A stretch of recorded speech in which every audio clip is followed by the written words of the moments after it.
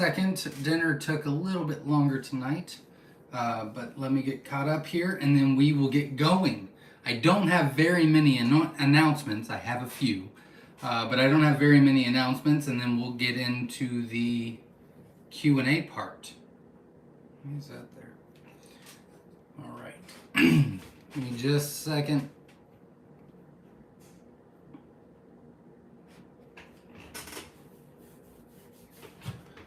Let's see. Why are you not loading? There we go. So welcome everybody. I'm glad you're here. It is our annual Sunday live Q&A at 7 p.m. Eastern Standard Time. So I'm glad you're here. I do have a couple short announcements, but before I do that, we try to do a live every Sunday at 7 p.m. Eastern Standard Time. It's more of a community setting. I read all the comments. So we do a couple fun things here. If you're new, one, if you want to let us know where you're from, it's always interesting to see where all the quail people are at in the world. That's always a lot of fun. If you've hatched eggs from us this week, feel free to let me know what those hatch rates results were as I keep track of all those. Currently, we're sitting at a 70.4% hatch rate, so we are growing, which is nice on shipped eggs for the year. Obviously, hit the like button, support the channel. I'd greatly appreciate it. And we are still getting donations for next month's 18 and under contest. We do that once a month. If you don't know what that is, you can type into the search bar 18 and under contest by Myshire Farm. There's a video on that, and it's to encourage and entice the next generation to get involved with self-sufficiency. Donations towards that go towards purchasing them an incubator so that they can start their quail journey or extend their quail journey or whatever the case may be. The $ is in the chat section, and you can either do a super sticker or a super chat, and that money will go straight to the incubator for next month. Now, with that being said, I've got a few announcements, and the first announcement was, or is, we are going to be changing it up for the first time since its inception 2 years ago, 2.5 years ago. We're actually going to be doing something a little bit different starting next month with the 18 and under contest, and I'm really excited about it. So stay tuned for that. That's coming, and we're going to get all of our ducks in a row, but we're pretty much done with that. So I'm very excited about that. We'll also be doing a video on it as well. Now, obviously, if you have any questions about raising quail, quail for profit, quail colors, quail con, anything like that, feel free to let us know, and we'll be happy to answer those questions tonight. The second announcement is QuailCon. So we did sell out. So everybody that's coming to QuailCon, thank you very, very much. But I've got a very big surprise for you that I have not shared with you yet. And that video is edited and will be posted later on this week. When I post that video, I'm actually going to add on an extra 50 tickets because I think this is a game changer. I think it's going to be fantastic. People that can come to QuailCon is really going to benefit from it. And then we're going to build off of that after QuailCon. So I'm very excited about that. And I think that is it. We are caught up on a bunch of our colors. They're about a week out if you purchase on the website. So I know a lot of people had questions on that as well. Now the Jumbo Wilds and Jumbo Egyptians and, well, they're still 14 weeks out. The Jumbo Mix and the Jumbo Sexlinks are about, I'm getting caught up, about 4 weeks, but I'm getting caught up pretty quick on those. I just added some more cages. And the Jumbo Whites are caught up. And then the other side of the barn, all the colors, the rares, the feather sexables, the mixes, the standards, whatever, they're about a week out. We just started our auctions this week on our Facebook group. I haven't done that since like February. So I'm going to try to, it kind of worked out. So my plan is I'm going to do it every Saturday from 1 to 3 Eastern Standard Time. And then if I have extra eggs, then I'll do Sunday from 1 to 3. But there's just so many things that I have to get done every day collecting eggs, feeding and watering, taking care of the farm, doing phone orders, emails, this, that, and the other, that I can't spend an all day thing on it. But 2 hours a day, we had a lot of fun, a lot of participants, and hopefully you can join in that as well. We've got 3 videos coming out for you this week. One will be posted tomorrow morning. You will not want to miss it, so tell your friends, and then hit the bell for notifications, so that you can hit all notifications, because you won't want to miss tomorrow's video. Later in the week, we're doing a video that George did. He built something pretty cool. I think that's going to be a fun video. I just finished editing that. And then at the end of the week, we've got a really big announcement for QuailCon that you will not want to miss. So I think that is all the announcements. I will check my notes. You don't care about any of that? Nope. Yep. Rest is for me. So let's get started. If you have any questions about raising quail, anything that I can help you with, quail for profit, quail colors, quail raising, hatching quail, whatever, ask your questions. I'll make sure I get to them. And again, this is our Sunday night community live. So if you want to let us know where you're from, we would love to know where all the quail people are at in the world. But let's get started. Psycho Ward 360 is in the house. I'm early, but I'll just keep calling my birds until everyone has shown up. There you go. Welcome. We're glad you're here. Tim Watson is in the house from San Diego. Welcome. I always wanted to live in San Diego. I visited it twice, and it was perfect. But I think we're where we're at. Are you guys caught up on the Jumbo Wild egg orders? No. 14 weeks from the 11th is how far out I'm on the Jumbo Wilds. Now, if you want to change that to like Jumbo Whites, I can get you out in like next week. But no, the Jumbo Wilds are still 14 weeks out, which is crazy because I have triple amount of them than I do anything else. It's nuts. But I'm working it every day, I promise. Obviously, Ed Got Bait and Verna Young are the moderators on the YouTube channel.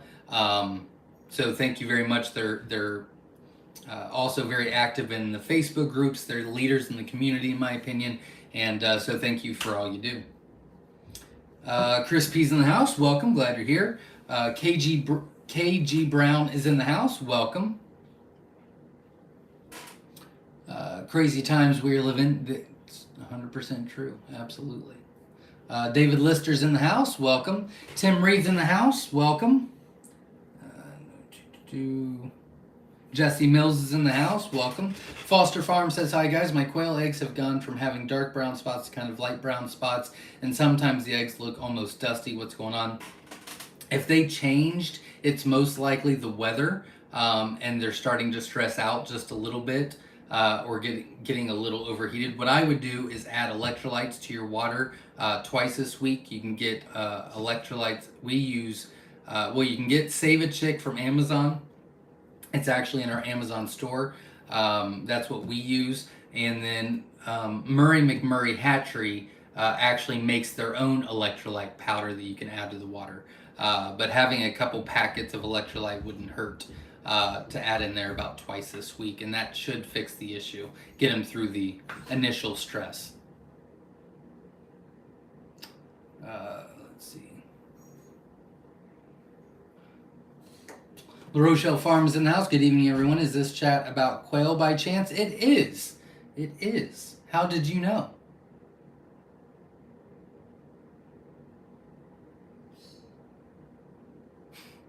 Glenn Wells is in the house from Southeast Missouri. Welcome. Glad you're here. Kicking Outdoors is in the house. I screwed that up, but welcome. Glad you're here. Hot Springs, Arkansas in the coop. Welcome. Glad you're here. Very cool.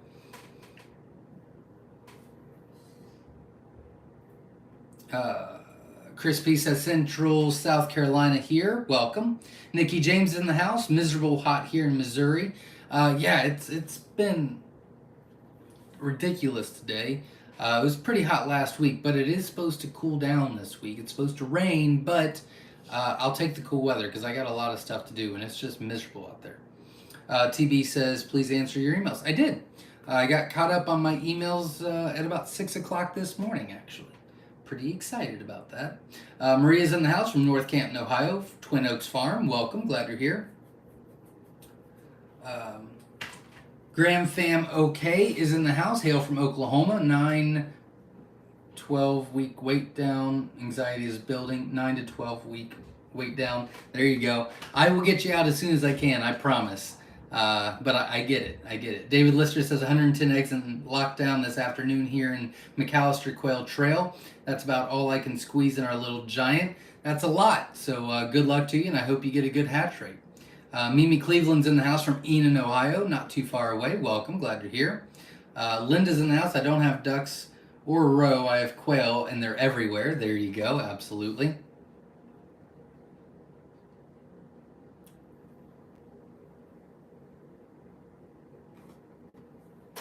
Crispy says a couple of people from Ohio. Nice, y'all are like a northern version of the South. There you go.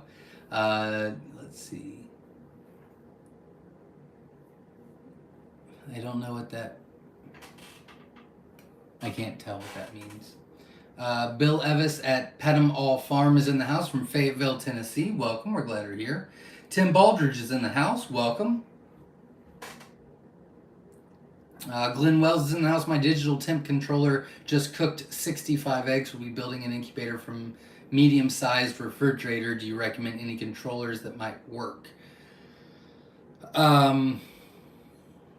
I would actually buy the parts from GQF. They're semi-cheap, and they're a very established company, so that you know that if something breaks or you need to replace it or whatever, you know that they'll be there where you can keep buying those parts. So I would look into GQF parts if I were you.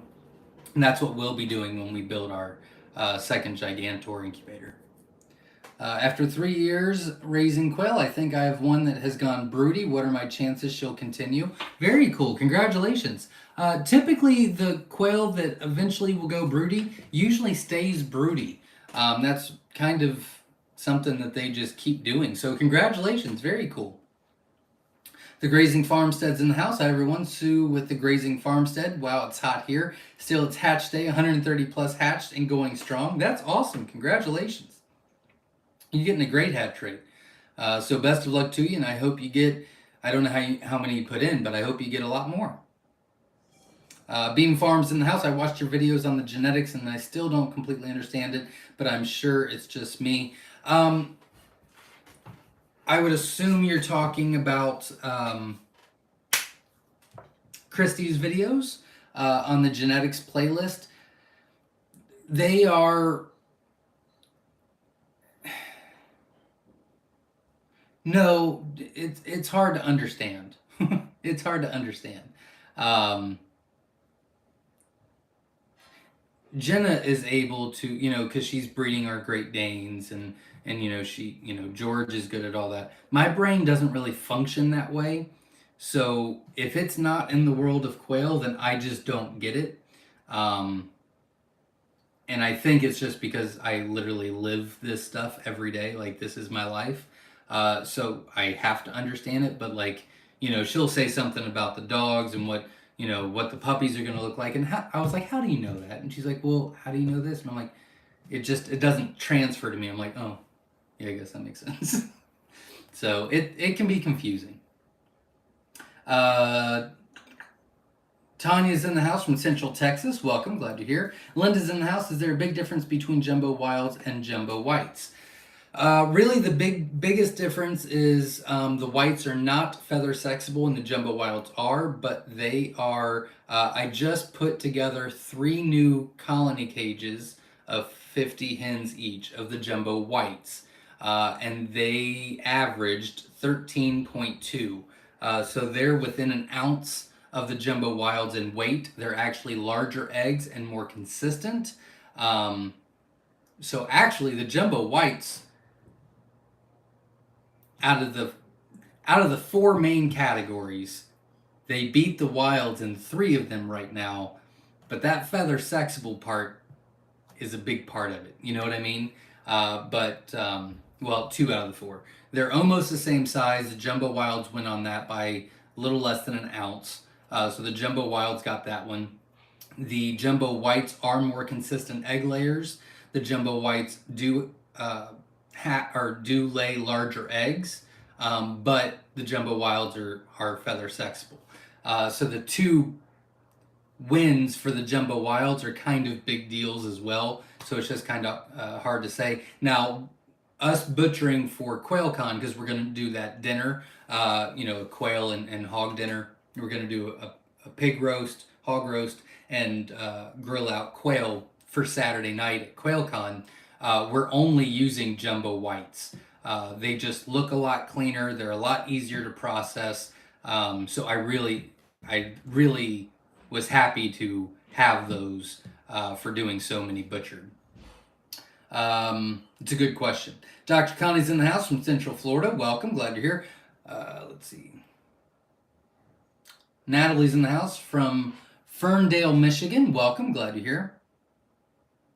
A. Jones is in the house, checking in from the northeast tip of Ohio. Welcome. We're glad you're here. Dashing Mountaineers in the house. What week do I process my quail? It's a great question. There's a lot of different answers, many different ways to raise your quail. You can hear answers anywhere. Well, I guess you can hear a bunch of answers, but mainly you'll hear answers anywhere from 6 weeks to 10 weeks. Now, I don't like the 6 week. I think that they grow a lot between that 6 and 8 week period. So I'd rather keep them. Now, for years and years and years, we butchered at 10 weeks because that's when they're fully mature. That's how everybody did it back then. And we started playing around, and we noticed that between week 6 and 8, they grow a lot. I don't have the numbers. I have them written down, but I don't remember them. But they grow a lot compared to the feed. So it's definitely worth it. But from week 8 to week 10, it's not that huge of a jump in weight. And so feeding them, housing them, watering them, it's not worth it, in my opinion. So I like to recommend 8 weeks, but I don't think there's a wrong answer. And if you're overcrowded, then 6 weeks got to do, you know what I mean?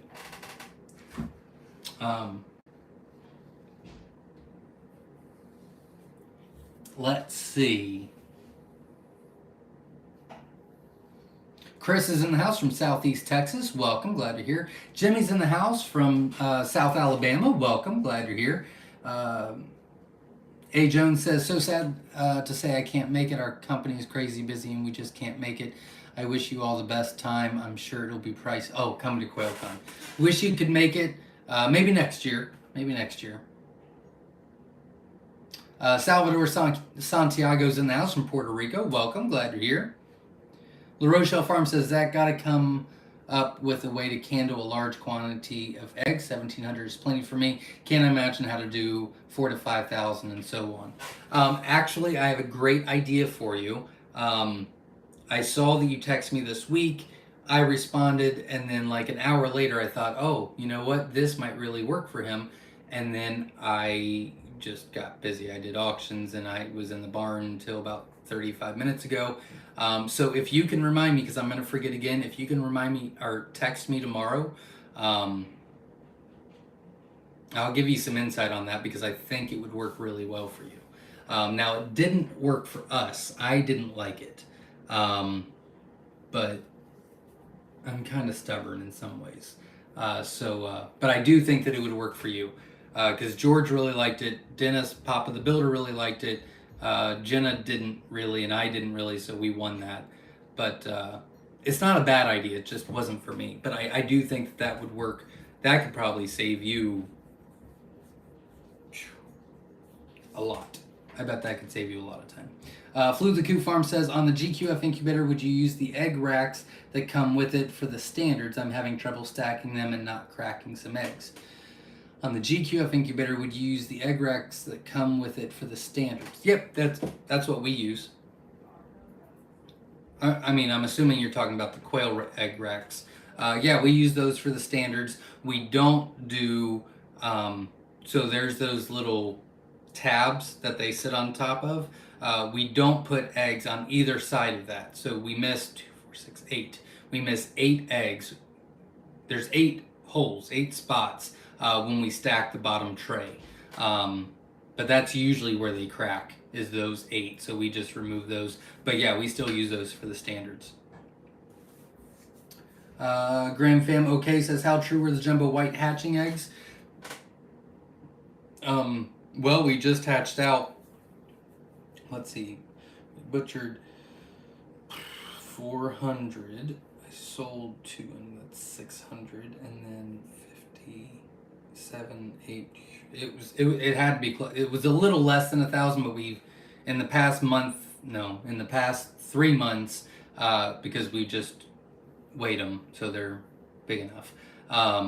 We've hatched out over 1,000, and every single one of those was a white.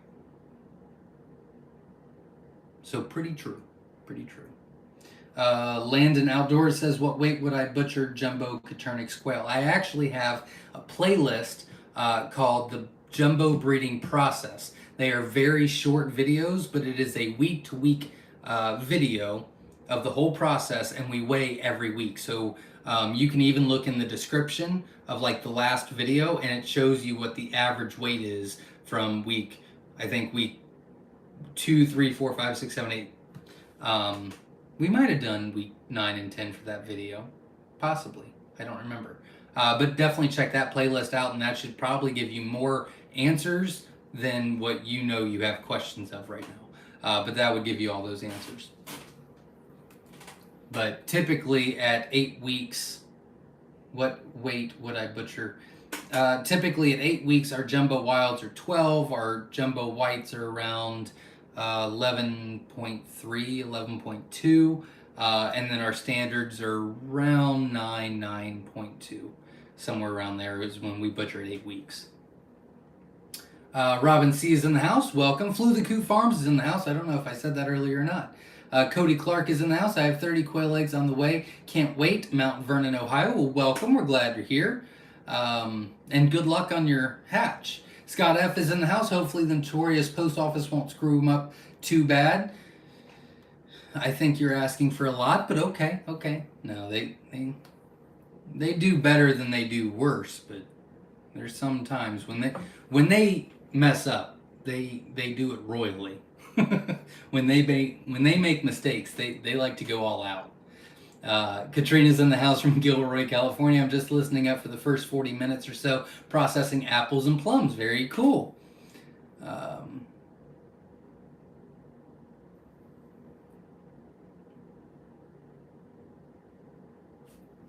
Dashing Mountaineer says, Harper's Ferry, West Virginia. Welcome. Glad you're here. I'm going to come hungry to dinner. Yeah, it's really cool. I'm actually going to post a video next week of a hog roast that we tested out because we needed to get any kinks out, but it worked perfectly. It was fabulous. It was amazing. So we're actually going to post a video showing you what we're going to be doing for you. Plus, we're going to be having, 400 quail cookout, plus the hog, plus a couple sides. It's going to be a lot of fun and a lot of food. KG Brown is in the house. If you have a jumbo brown rooster and jumbo white hen, is that a problem in meat egg only for home? Nope, not at all. Not at all. Flew the Coop Farm says, I never knew about extensions or screws. That's good information. No, there you go. Yeah, you can actually put a screw in between where the things are. It'll raise it up a little bit more. And you do have a little bit of room to play with as far as double stacking in between the GQFs. Foster Farm says, Zach, if I'm going to tackle the balut market, I should use regular quail as opposed to jumbo, correct? Yes, I agree. Yes, the answer for me would be yes. Can I use any feather sexable quail for balut, or should I stick with wilds? How many birds? No, we do mixed cages. Anything left over, we do. Yeah, I mean, it doesn't matter. For example, if you're wanting to increase your numbers and you're ordering some, and okay, so I'm making a lot of some. Let's just say you're going to be ordering some eggs, and let's just say you're going to order from me. Well, our mix, our variety choice, are only 50 cents an egg. compared to others, other prices on the website. So the best bang for your buck, especially if you're going after the blue market, is to get a crap ton of variety choice for 50 cents an egg and get a 70%, 75% hatch rate off the shipped eggs, and you're ready to go. You definitely don't need to just do, standard wilds or anything like that. That's not necessary at all. But if you do want to stick with feather sexable, then yeah, any of them will do. The problem is for the blue market, you really want to go with the most consistent layers, which is scarlet, rosetta, Tibetan. All three of those are not feather sexable. The Graufies, not feather sexable, but they're the best layers. They're the most consistent layers. Now the golds are consistent layers. They're in the top five, and they're feather sexable. Fab fees aren't bad. I mean, they're not. The feather sexable colors are not bad. It's just the profound layers are a lot of the non-feather sexable ones. So it just depends on what you want to do. It's a little bit more work to raise, especially in bulk non-feather sexables, but you're going to get a lot more production out of them too. So HJ is in the house. Good Lord. HJ's in the house. I'm excited to buy your live quail. They will be back on our website 8/1. I get a lot of messages asking when they're going to be on, so I'm not really advertising that. I think that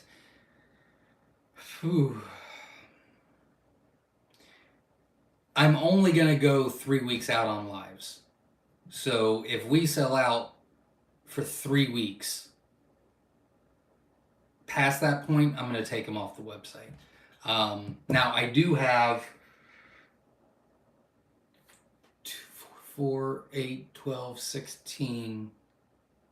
I have 1,600 hatching out tomorrow in our big lockdown, and the entire GQF is jam-packed. So I do have I don't know, 3,000 eggs hatching tomorrow. But it still scares me because a lot of people are waiting. But I am doing the best I can. I don't have any more lockdown space. I can only put in 120 eggs this week for the live quail to ship out. It hatches in 2 weeks, and then I ship them in 3 weeks, whatever. I could only put in 120 this week because I didn't have any space. I had no lockdown space. So I'm hatching them out. Leslie C's in the house. Hello there. Eggs shipped the 18th, received 20th earlier than expected day. Went in the 21st. Fingers crossed everything goes good and have a good hatch. It's our first time incubating quail. Well, good luck. I'm sure you're going to do great. If you have any questions along the way, feel free to text me. I'll be happy to help you out. My number's on the website, but I'm sure you'll do great. So best of luck to you, and keep me posted, obviously. That's another thing. I don't really want to get into it very much. But after QuailCon, we got something really, really big and exciting that we'll be introducing, hopefully by January 1st, maybe sooner, but it's going to be pretty big. And I think it's really going to be an amazing tool for everybody. So stay tuned for that. Cody Clark's in the house. Do you have jumbo whites in stock? We do.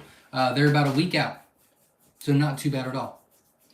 Gregory's in the house. What breeds of Coternic quail lay the white eggs and white eggs with small speckles? Those would be bob whites, not Coternics. Now, you can get a white egg every once in a while, but usually that's a deficiency of some sort, so you don't really want those. The bob whites do the white non-speckled eggs.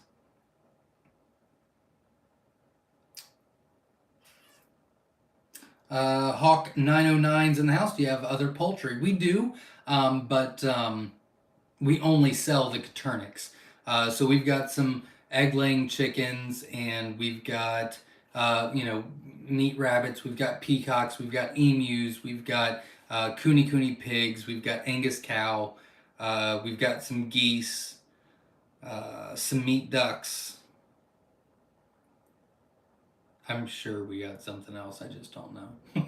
There's so many on this farm, and most of them free range.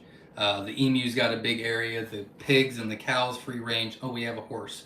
The chickens and the rabbits have that big aviary, so it's kind of controlled, but they still have plenty. So we've got quite a bit, but we only sell the Caternix. Kelly's in the house, just hatched out 30 eggs, got 15. Just hatched out 30 eggs, 15, 3 passed. That's not too bad. Next time around on your hatch, go ahead and increase your humidity at lockdown. Probably about 5%. And increase your temp about a half a degree. And you can probably get in about that 22 chick range. The 3 passed usually indicates that it's a low humidity and they hatched out late. Usually, not always.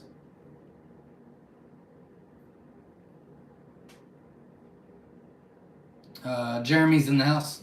Is there a do-it-yourself video on how your egg turners are built? There might be under the playlist Pop a Builder of things, but we're actually going to be doing a separate video on that sometime this winter. There's just too many farm chores outside to do when the weather's nice and the ground is soft and this, that, and the other.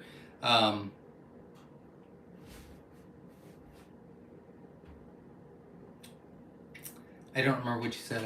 I just got a text, but yeah. So sometime this fall, winter, when we're not going to be working outside so much, we are going to be putting that new Gigantor together. We've came up with a lot of different cool designs that we're going to use, and we'll be videotaping the whole process. Dale's RC's in the house. I'm waiting on eggs and testing the incubator. I would like to do a dry hatch, but the humidity on Goby shows 24%. Is that too low? If you're doing a hot dry hatch, that would be fine. Just make sure you bump it up to about 70-75% at lockdown, but other than that, you should be good to go. Dale's RC. Foster's Farm says our post office has been killing entire shipments of birds for our tractor supply. I'm more than a little nervous about getting eggs. I understand that. I get that. Stephen Fox says, sorry for my late arrival. Little Heathen Farms is definitely working Sunday. Hello all. Well, welcome. We're glad you're here. La Rochelle Farm says, Zach, I'll send you some pictures tomorrow on what I do to double stack on the GQF tray. Should help you keep the extra 32 eggs in that you were removing. Excellent. Thank you. And remind me, yeah, when you do that, that should prompt me to remember to send you a couple ideas on mask handling. Road Dog Customs in the house. Welcome. We're glad you're here. Crispy says alternative food for quail. I don't really get into all that. I don't think it's going to be a problem ever, so I'm not really interested in it. But there's a lot of people that are. I'm not saying, I mean, I could easily be wrong, but I like to focus and control on what I can do, and a constant source of feeding all the animals is just not something that I can do right now. So it's just not something I've really looked into a lot. The Grazing Farm said, Zach, I had a high temp warning on my GQF on day 14. Workshop not cooled. Thought I damaged the eggs, but hatch is strong. What is too hot for too long? Typically, you really don't see a huge issue if it's under 6 hours. And even then, it's really 8, but 6 is when you start seeing some. Now, that doesn't mean that, you know, if it spikes to 108 degrees for an hour, they're pretty much right? But if it jumps to like 102 for a few hours, you know, with the circulation, getting it back down, you should be okay. But typically that 6 to 8 hour range is anywhere from 0 to 8 hours is the fix it in the critical time. After that, you start having major issues. And typically, it can go up to about 102.5 without seeing mass damage. Robin sees in the house, the person in Ferndale, Michigan. I'm pretty close to you. I'm in, oh, you're not talking. Hawk909 says, do you think I could cross a chicken with quail through AI? know why you would want to. Yeah, there's people that's done it before. Um, it's not went extremely successful. A lot of people will breed bob whites to Coturnics, but they're all mules, so it's just a one generation kind of thing. Um, they'll not produce again. But you probably, I mean, I know it's been done before, so yes, the answer would be yes, you could. Larson Farm says, will too many males cause less production from the females? Yes, absolutely. Um, yes, getting bred constantly and bugged. Yep, and that's the exact reason why they're overly stressed and overbred, and that will lower the production on the hens.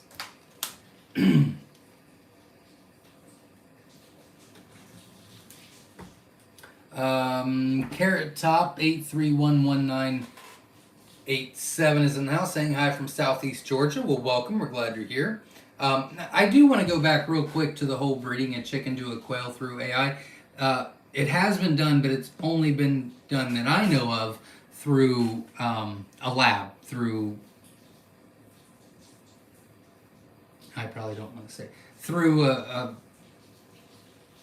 I'll just say a lab. I'll just say a lab. And they didn't do it again. So I didn't get the full results on it, but they did do it.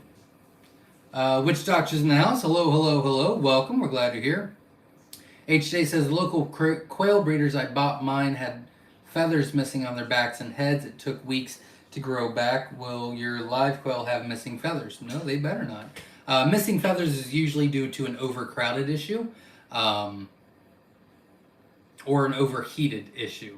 So there's a possibility they might get a little hot in the boxes, but not bad. I mean, you wouldn't, when you're saying missing feathers, you're talking about like almost a bald back. No, that would not be the issue here. We have much better procedures and quality than that. Crispy says you all have a wonderful night and a better tomorrow. Absolutely, you as well. Thanks for stopping by.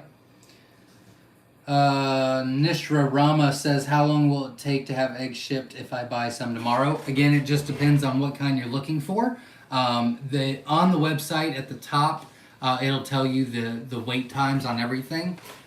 Pretty much everything's about a week. About 7. It's a little less. I'm going to say 5 to 10 business days to ship once you place the order on jumbo whites and any color. On jumbo, anything else that's jumbo except for the whites, it's a long wait. It's about 14 weeks.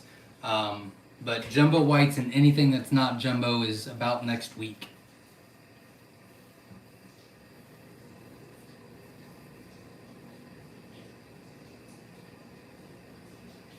The jumbo. Well, then yeah. If you're wanting jumbo whites, then if you order tomorrow, they'd go out next week. If you order jumbo wilds, it'd be October. Jumbo Egyptians would probably be sometime in September. PJ's Family Farm says, hello, all you beautiful quail people from the stormy Catskill Mountains of New York. Welcome. Glad you're here. Essentially, Kimberly's in the house. Hi, guys. Monsoon finally put in an appearance in Tucson, Arizona. Eagerly awaiting my feather sexable quail eggs. Awesome. Well, best of luck to you. I would assume they go out tomorrow. In fact, if you order from me, they have to go out tomorrow. So good luck and keep me posted. Gregory says, Zach, I know this is not quail related, but was wondering what type of peafowl you have. I am looking for the blue ones and have not been able to track any down. We do, well, yes, but I don't have any. We have one blue peacock. We don't have any peahens. There is actually a group on Facebook that's just peahens for sale or peafowl for sale. I think that's the name of it too. But I've not ordered on there before, but they're always active. And there's a lot of helpful people on there as well if you want to check that out. And there's there's a couple thousand people in that group, so I would assume someone's fairly close to you. Joy's in the house from Western Oregon. Welcome, we're glad you're here. Witch Doctors is not talking to me.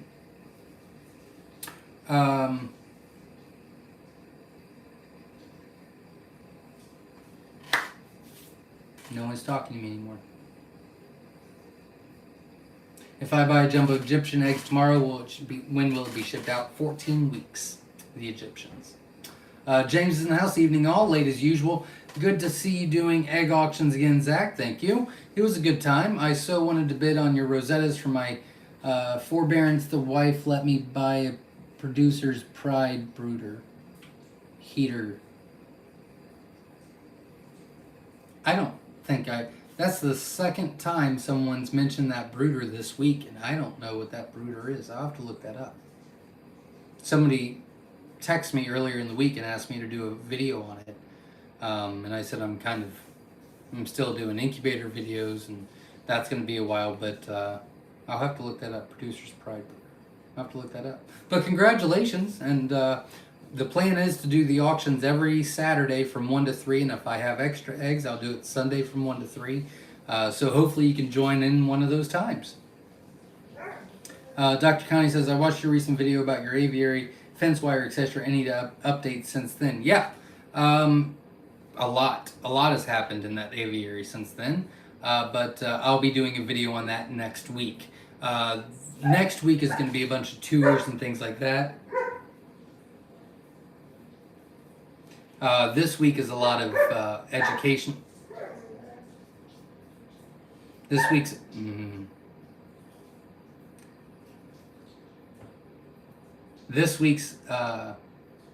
videos are going to be very time sensitive and educational, but I'll be doing those videos shortly. Ed Got Bait just donated $10 to the 18 and under contest. Thank you very much. I really appreciate that.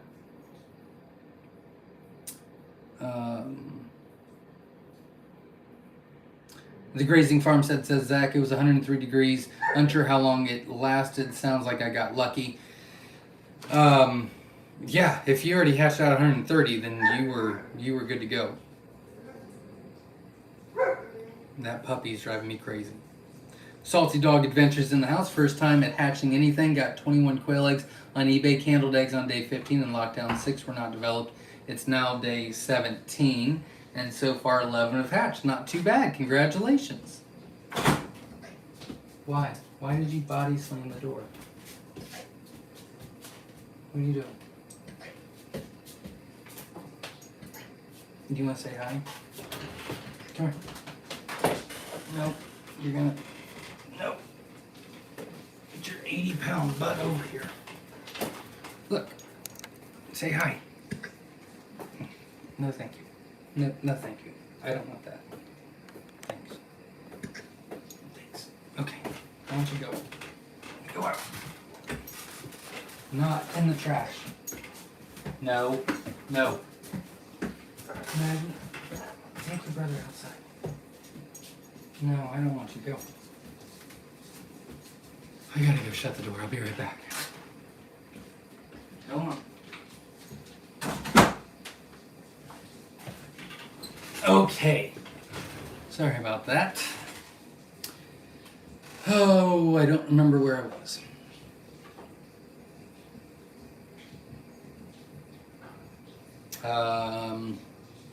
Michelle said I called my first batch today. Congratulations. That's exciting and anxious and all kinds of stuff. So that's really cool. Congratulations.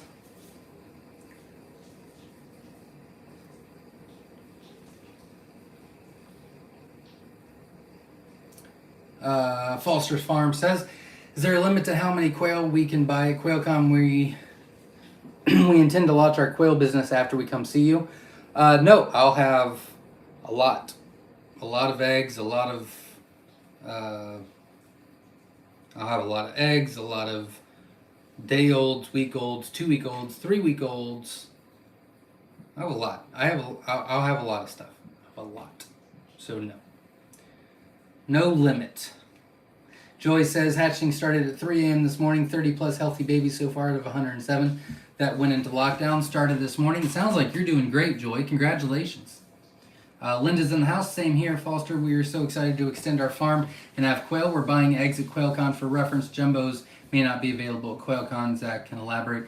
That is true. We will have the jumbo whites, and I'm actually putting some in so you can actually buy jumbo white live quail, which I usually don't do. So I will be doing that. I might have a few hundred jumbo mix eggs. I might have the Egyptians caught up by then. There's no way I'm gonna have jumbo wilds caught up by then. And I just can't. People that are waiting, I just, the team, George and Jenna were like, well, just take, 3 days and just, use those at QuailCon and then you can go back to shipping. And 3 days is still 1,500 eggs. I can get a lot of orders out in just 3 days. So I'm just not comfortable with it, with people buying eggs now and still waiting. But anything that I'm not on a wait on, which by that time should only be the jumbo wilds and the jumbo white wings. Everything else should be available. The Egyptians will probably be not very many. The whites I should have a ton of. And I'm going to try to do as many lives as possible as well. Hugh is in the house, was wondering if non-jumbo would still be considered as a good meat bird, or would it be better to wait for the jumbos, as I see there's a long wait time currently. Now, I guess it depends on what you're doing. Here's my thought process. I'll give you both sides. So, jumbos are bred... Oh. I was going to sneeze, but now I'm not. You're welcome. Jumbos are bred for meat and eggs. They are going to be the largest that you have. With that being said, they also eat twice as much. Literally. So the average jumbo at 10 weeks old is 14 ounces. The standard is around 9 to 9.5, so that's about a 5.5 ounce difference. But they literally eat double the cost. So if I was just raising, if it was me and I was just raising for self-sufficiency, I was just raising for meat and eggs for me and my family, I would have a small cage of jumbos and a larger side. I'd have 2 cages. I'd have one for jumbos and one for just standard mix. They're going to produce a ton of eggs for me. They're still going to give me decent sized meat, and then I have those jumbos that I can always add into to increase the size, or those could just keep producing, just hatching those out every time just for the meat and keeping the eggs on this side for us to eat. But we eat a lot more eggs than we do meat for the quail. So that's just the way I would do it, but I don't think there's a wrong answer, to be honest with you. Tyler says, when do you think you will have Celadon eggs? I will not. I got out of it. I'm not interested in it. It was not fun for me. And I took those 3 big cages and filled them up with jumbos instead. So I will not. Mixing jumbo whites and jumbo browns, what will the quail kids look like? Well, you'll get whites and you'll get wilds again. Eventually you'll get tuxedos. That's about it. That's about it. Again, thank you very much, Ed, for donating to the 18 and under contest. I really appreciate it. And if you want to donate, it's the $ in the chat section. I greatly appreciate that as well. Ooh. Witch Doctor says, lately our experienced egg layers have been laying fairy eggs. I'm thinking it's about the heat. We are anywhere from 103 to 117. Thoughts?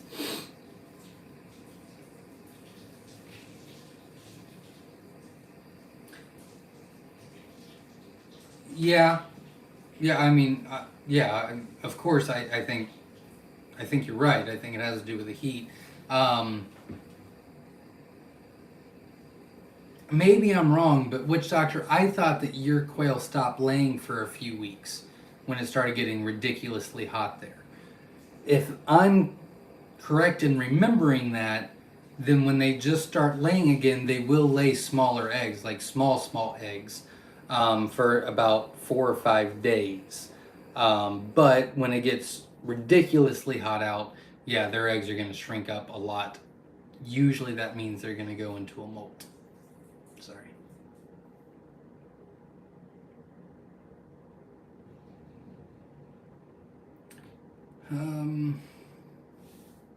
Robin C says, cute dog, thank you. He's something. He's lucky he's cute, is what he is. He's lucky he's cute. Foster Farm says, what a cute pony. There you go. You'll be able, anybody that's come to QuailCon, you'll be able to meet Hank the Tank. I don't think Maggie will be around though.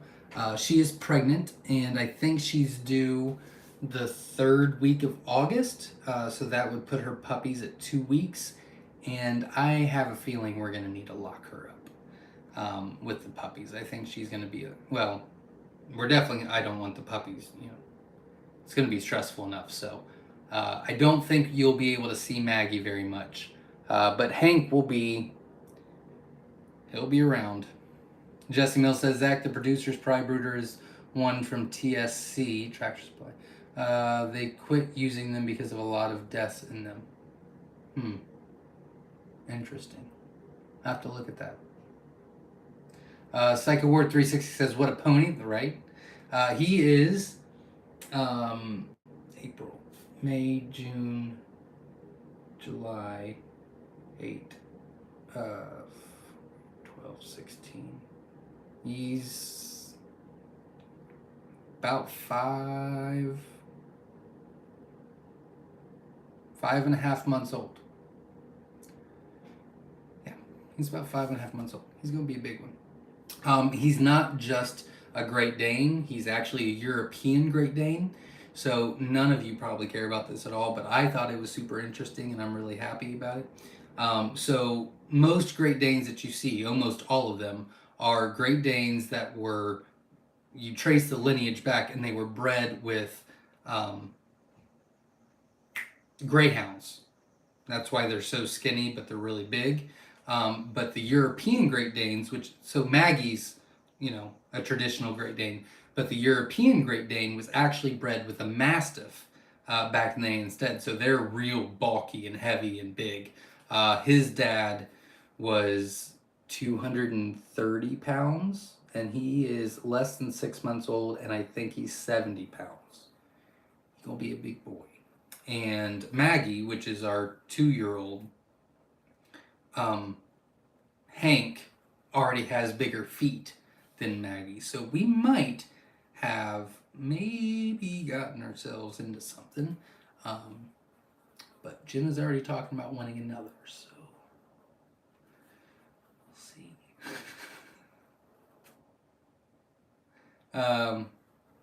Robin C says we have breeding sets at QuailCon. Yep, absolutely. I really want to kill that fly. No, make a mess. I'll hit something. Yep, absolutely. We'll have plenty of breeding sets available at QuailCon. Tony's in the house from Toronto. Welcome. We're glad you're here. Miss Kitty says, hello from Utah. I have 5 hens and 1 roux. Good number. I had 1 white standard, and she was bald, bloody on top. No one else. Is it because she's white? Yeah. So quail can see colors, and so most of the dark colors, well, pretty much every color, will go towards the white. The problem is here's my theory on that. I think that they get something on their white body, their white feathers, whether it's, some feed or, a piece of poop or, I don't know, whatever. And they start pecking at it, and then they see blood, and then it's over. So yeah, that would be the reason why, for sure. Dave says, hi, Dave in the house from Black Country, UK. Welcome. Question, I'm 7 days into incubation of my quail eggs, and I'm keeping the humidity at about 50 to 53, turning twice a day. Do you have any advice for me? I would actually decrease your humidity. I wouldn't let it go above 45% during the incubation process, and then I would spike it when you put them into lockdown. But that's about it. And I think the 50 to 53 is okay. I think you're going to get better results at 45. So I would just decrease that a little bit, but I think you're good, and I'd love to know how you do. So come back and let me know how you do. Good luck. Stephen Fox says, please hit the like and subscribe buttons. Absolutely, I'd greatly appreciate it. And if you were not here at the very beginning, I'm going to be posting a video tomorrow morning. That's going to be very good. So if you are interested in raising quail, no, let me back up. If you're interested in making quail for profit, if you're interested in selling some quail, tomorrow's video is an absolute must that you'll want to watch. Absolute. But the end of this week, probably Friday, if you're coming to QuailCon, I cannot stress enough, you will want to watch the video that comes out. So if you have not hit the bell icon for notifications for our channel, you're definitely going to want to do that this week because you really want to see what's coming out on Friday. Jay Verson 81's in the house. Hey Zach, very excited about the eggs I got from the auctions. Glad I add more colors to my covey. Well, welcome. We're glad you're here, and good luck. And anyone that ordered or that won eggs on the auction this weekend will probably go out. They'll go out this week. Most likely, I'm probably gonna get them out on Saturday.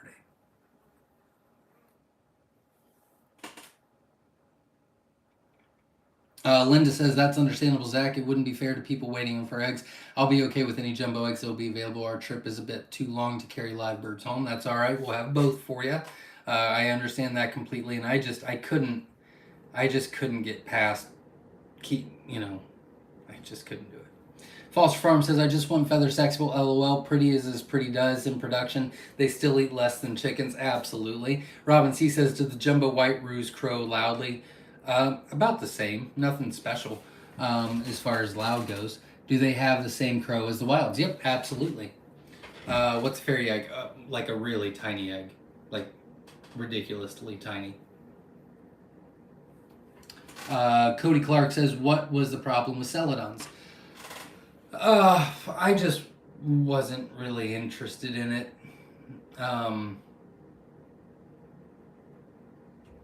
You can't keep the size on them, so they can't get to jumbo size. We worked on that, and they were hovering right at that 10 ounce, but that was years of work. Like, they should have been at 12, 12 and a half easy. And this was really, really pushing them to get to 10. Like, it was, so I didn't like that about it. I really tried to get one specific color isolated, and that seemed to have issues in it. And then if you do that, then you have to inbreed over and over and over, which does not go with our entire breeding program. So there was just a lot of things. I'm not saying they're bad. It's just for my scale and how I do things, I would have to do something completely different for them to be good and healthy. And that's just, it wasn't a breeding program I just wanted to do. And I can put 150 more jumbos in those cages and get more eggs out for meat and eggs. And so that's the way we took it this year. Foster Farm says, Hank the lapdog, he thinks.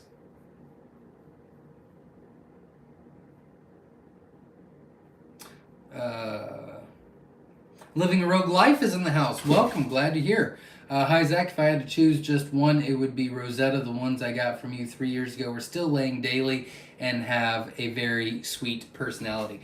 Yeah, I'm telling you, when anybody asks, Rosettas are they are ridiculous egg layers, just ridiculous. And the Tibetans, and they always have been, the Rosettas, the Tibetans, the Scarlets, even the Tuxedos, they've always been great, great layers, but the Rosetta's just always been on top. But those Egyptian fees, I mean, they are neck and neck. Like, they've surpassed, the Tibetans and the Scarlets, and I mean, it's amazing. But the Rosettas are the standard for egg laying. You know what I mean? And they have been for a long time. Steven, at least here. Steven says, I just placed my first order this week, finished up 2 cages last night, looking forward to starting a new adventure. I had enjoyed watching all your shows. Well, thank you very much. I appreciate that. Best of luck to you on your journey, and I wish you all the best. Good luck. If you have any questions, feel free to ask. Dr. Conley says, I cracked open a tiny egg once, 5 grams. It was only egg white, no yolk. Seemed odd to me. Yep, that's usually how they are. It's a weird thing. Joey says, do quail get pasty butt like chicken chicks? No, not really. I mean, you'll find that one off, but 99.9% of the time, no, that's not a thing in quail. Trenton says, I have a 6.5-month old that's already 98 pounds. Whew. It's a big boy. Or girl. Probably boy. At 98 pounds. Probably a boy. Jay Verson says, since you used to raise celadons before, do you know how I would be able to pass the gene to a different color? Caturnix, usually the colors are just Tibetan or Rosetta. I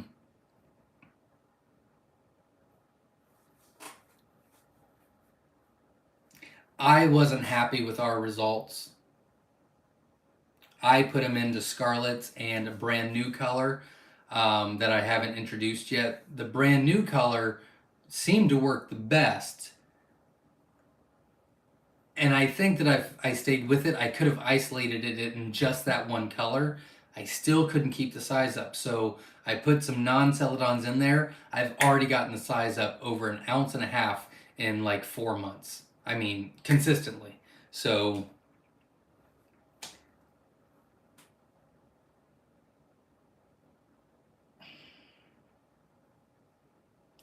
I'm just afraid to tell you how we did it because I wasn't very happy with the results.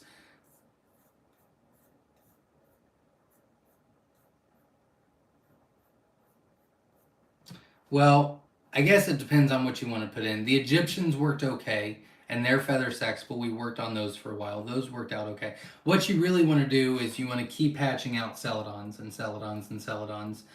You're right. Usually they come out in Tibetans or Rosettas. Now, eventually, you're going to get a wild to hatch out. When you do that, then you're going to want to put that wild with your Rosettas. And after a few hatches, you're going to eventually get a Scarlet. You're eventually going to find that roux gene that's in there somewhere. And then you'll take that roux and then you'll just breed the crap out of that roux. But I'm telling you, it's the way we did it that almost started working, but it wasn't quite, was, I mean, inbreed and inbreed and inbreed and inbreed.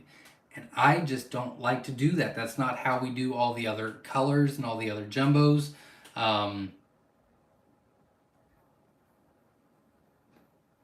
not an expert at it. I didn't figure it out well, is what I'm trying to say. Poorly. Trent says his dad was 250 pounds, his mom was 198. That's a big boy. I met the 230-pound dad, and you big. Linda says, Zach, you get cheap when Jenna gets another Great Dane. No, she'll get a Great Dane probably for Christmas. Because, well, because she has to get it this year because next year she's not allowed. Jay Verson says, I want to be able to have blue eggs off of a different colored quail. I couldn't find out how to do it that I was comfortable with doing it, is long story short. Foster Farm says the TSC brooders were a disaster. They weren't getting hot enough and chicks were dying right and left. Yes, I work at TSC. Our manager only used them for 1 week, went back to the old way, country wisdom. There you go. Oh, are you talking about the big stackable ones? I know what you're talking about. Well, the person that contacted me earlier in the week through text said that it was a disaster.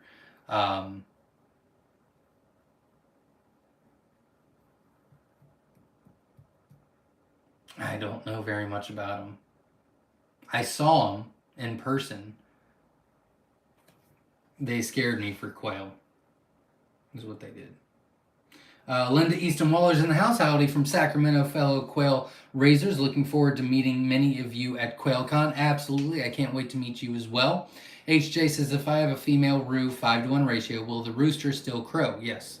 Or will he crow less since there's no competition? No, I mean, he still has to show off in front of the girls, so he'll still crow. Robin is not talking to me. Psycho Word 360 says, I've been waiting to ask this question for a while. When calling the quail, I sometimes see a few extra eggs forming, but then there's a batch of tiny eggs that look like salmon eggs. That's completely normal when you're butchering hens. 100% normal.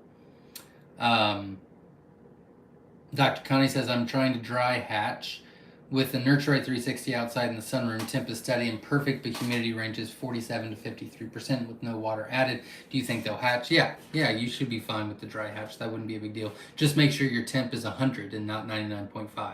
That's the big difference in dry hatching, is you've got to increase your temp. There's 7 days today. Yeah, you're fine. I wouldn't worry about that. Suburban Farmers in the house. I love that name. What do you do with remains when butchering? Intestines, feathers, etc. Usually we just get rid of the feathers. Sometimes George keeps them, but usually he doesn't do anything with them. Most of the intestines and things like that usually go to the pigs and the dogs, usually.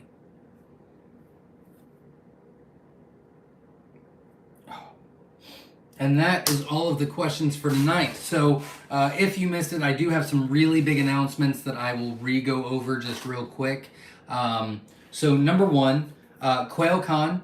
Right now there are only 6 tickets left. We did sell out. I added a few on because, 2 people had contacted me for 2 tickets each that wanted to buy and that we were sold out. So I added 10 more on. So we've only got 6 tickets left, but technically we're sold out of QuailCon.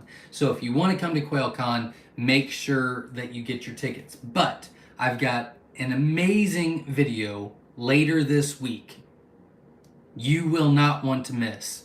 And if you are on the fence of coming to QuailCon, or you are already coming to QuailCon, you will want to watch this video, especially if you're interested in quail for profit.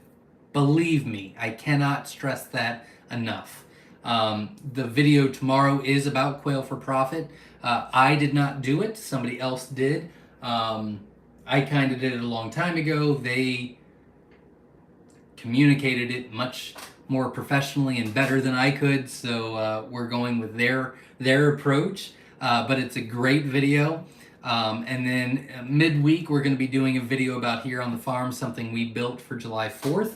That I just haven't gotten around to edit. So we'll be doing that video. And then on Friday, that amazing video is coming out about QuailCon. You will not want to miss it. It is phenomenal. So make sure you check that out. It's going to be really, really exciting at QuailCon. So make sure you check those out. And make sure you hit the like button and subscribe. I greatly appreciate it. I think I saw a couple more questions, and then we will get out of here. G. Rubens is in the house from California. Welcome. Glad you're here. Sarah says, hi, Zach. I have a lot of loud quail. Any reason why they are so loud? No, they can get loud. I mean, I've got, I don't know, 1,000 males in my main barn, so I think loud is probably... My loud and your loud is probably different. You can't think in the barn when you're in my barn most of the time. No, I if you've got a good ratio, that will help. 5-to-1, 5 hens to every 1 male. Make sure that they're 3 quail per square foot, and make sure that they're only getting 16 to 18 hours of light a day. And that's the only other thing that you can do to control that. All those will help a little bit. The only other thing to do is to cover the cage up in darkness. But if you've got hens in there, then that stops them from laying. So, but if it's an all-male cage, yeah, covered up with a towel, blanket, a tarp, whatever, and they'll stop crowing. Dusty Green says, I've used the hearts and gizzards for catfish bait. They work great. Yep, that's another great point. Yeah, George uses that stuff as well for our pond. It's a good point. I forgot about that. Road Dog Custom says, good night, everyone. Have an awesome night. Absolutely. You as well. Foster Farm says, can't wait for the video tomorrow. It's fantastic. Cody Clark says, how do you get the tickets? Just go to our website, myshirefarm.com. There's a little tab that says QuailCon 2022. Click on that, and that'll give you all the information on there. If you want to know more about QuailCon, who we're having as speakers, what we're planning on Saturday, butcher class, tours, this, that, and the other, experts coming, all kinds of stuff. I mean, it's an amazing event. You can also type into the YouTube search bar QuailCon 2022 by Myshire Farm, and an updated video of that will come up. And then we also have some descriptions on the website as well. G. Rubin says, how many males per square foot is too few, causing fighting? How many males per square foot?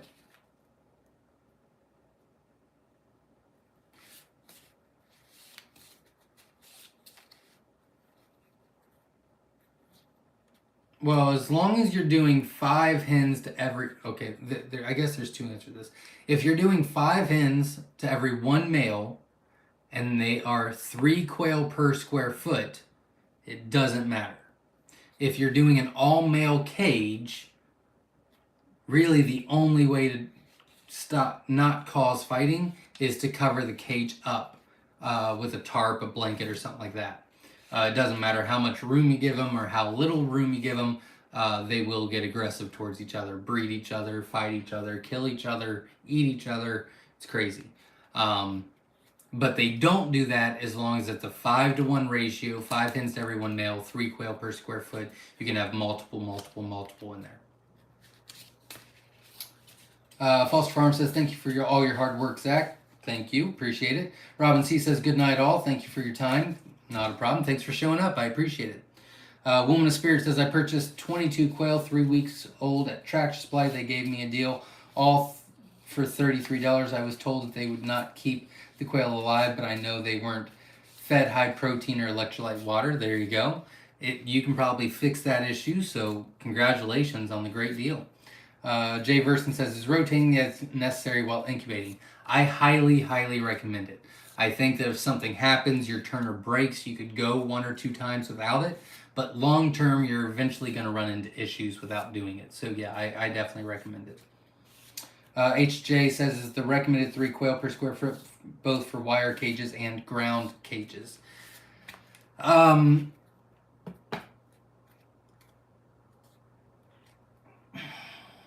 think there's admins. In fact, PJ might still be on. PJ's Family Farm might still be on there. They have an aviary setting as well. If you go to Facebook and go to either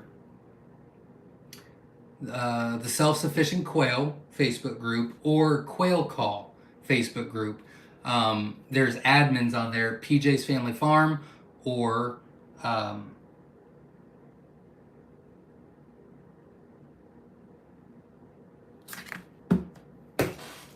what's the other group I told you?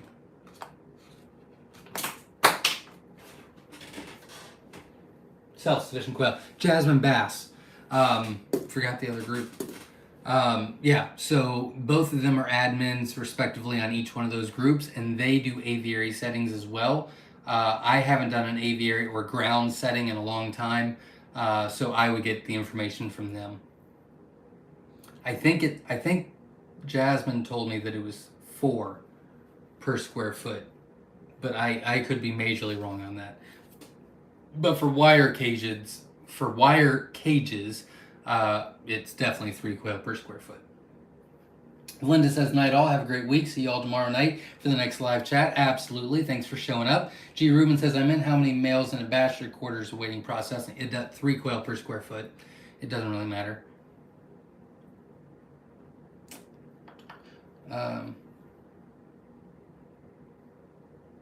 Richard Brown says, I somehow started getting very light jumbo.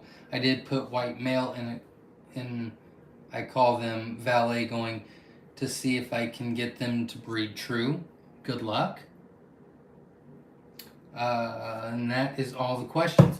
All right, everybody. Thank you very much. We will be back tomorrow night for a rapid fire Q&A. So if you are on Instagram, Facebook, wherever, and people are posting questions, make sure you direct them to our rapid fire Q&As Mondays at 8 p.m. Eastern Standard Time, and I will be happy to help them as best I can on their journey with Coturnix Quail. And wait for the videos this week. They are going to be fantastic. And until next time, as always, stay safe, everybody.